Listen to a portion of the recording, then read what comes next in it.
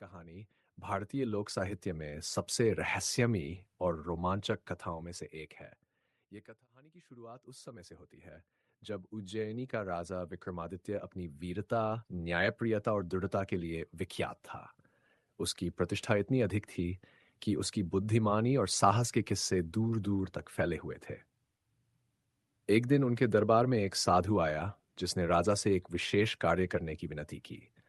साधु ने कहा कि अगर राजा शमशान में जाकर एक पेड़ से लटक रहे शव को लाकर उसे सौंप दें तो वह राजा को महान शक्तियों का आशीर्वाद देगा। राजा विक्रमादित्य, जो निडर और साहसी थे, ने साधु की बात मान ली और बिना कोई प्रश्न किए रात के अंधेरे में श्मशान की ओर प्रस्थान किया। श्मशान का दृश्य भयावह था।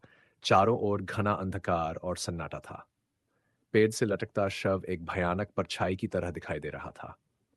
राजा विक्रमादित्य ने बिना किसी भय के शव को उतारने का प्रयास किया, लेकिन जैसे ही उन्होंने उसे अपने कंधे पर उठाया, वह शव एकाएक जीवित हो उठा।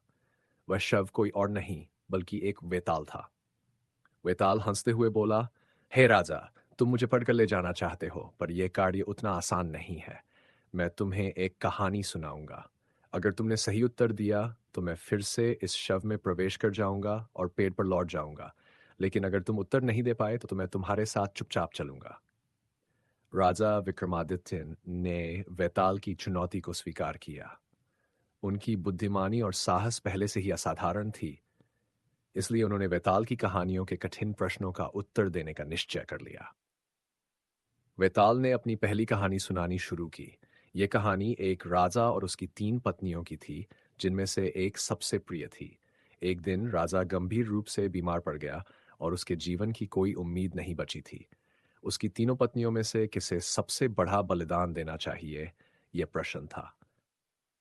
वेताल ने राजा विक्रमादित्य से पूछा, बताओ, इनमें से किसका बलिदान सबसे बड़ा था?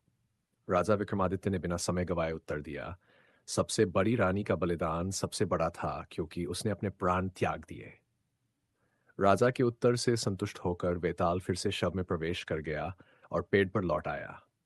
लेकिन राजा ने हार नहीं मानी। अगले दिन वह फिर से वेताल को पकड़कर ले जाने के लिए आया और वेताल ने एक नई कहानी सुनानी शुरू की।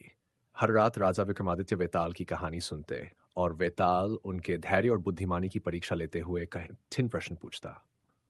हर बार राजा विक्रमादित्य सही उत्तर देकर वेताल को पुनः पेड़ पर लौटने पर मजबूर कर देते। इस तरह कई रातें बीत गईं। और हर बार वेताल राजा को एक नई कहानी सुनाता। इन कहानियों में से एक थी एक ब्राह्मण और साधु की कहानी। साधु ने ब्राह्मण को अपनी शक्तियों से प्रभावित करना चाहा और उसे असंभव चुनौतियां दी, लेकिन ब्राह्मण की निष्ठा और धैर्य ने साधु की सारी योजनाएं विफल कर दी। अंत में साधु ने ब्राह्मण को धोखा देने की कोशिश की, लेकिन ब्राह्मण की बुद्धिमानी ने उसे हारने पर मजबूर कर दिया। अंततः आखिरी रात आई। इस रात वेताल ने राजा को एक महत्वपूर्ण रहस्य बताया। उसने कहा, जिस साधु ने तुमसे यह शव मंगवाया है वह कोई साधारण साधु नहीं है। वह एक धोखेबाज है। उसका उद्देश्य तुम्हारी हत्या करना है और तुम्हें बलि के रूप में अर्पित कर असीम शक्तियां प्राप्त करना है। वेताल ने राजा को आगाह किया कि वह साधु की योजना से सतर्क रहे। राजा विक्रमादित्य, जो न केवल वीर थे बल्कि अत्यधिक बुद्धिमान भी थे, उन्होंने वेताल की चेतावनी को गंभीरता से लिया। अगले दिन जब राजा साधु के पास शव लेकर पहुंचे तो साधु ने अपनी योजना को क्रियान्वित करने का प्रयास किया, लेकिन राजा ने अपनी चतुराई और वीरता से साधु की कुटिल योजना को विफल कर दिया।